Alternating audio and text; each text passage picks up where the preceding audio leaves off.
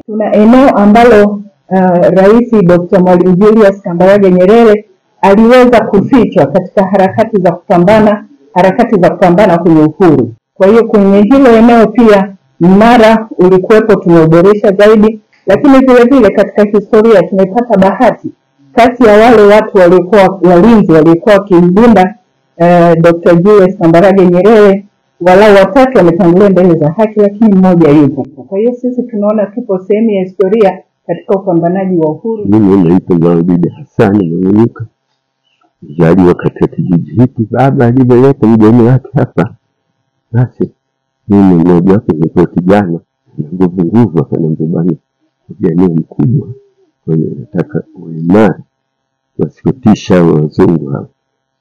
Lakini barabarani pale, basi askari wa kizungu wanafika wakiafika njia sana niko mjini kwenye mkutano leo siku ya tatu tujamuona haja ya kabisa kwa ndio ndio baba ya kuweka chakula ile tulimweka pale, hakuna hofu na kutoka hofu wala masali aina yote, ametoka salama.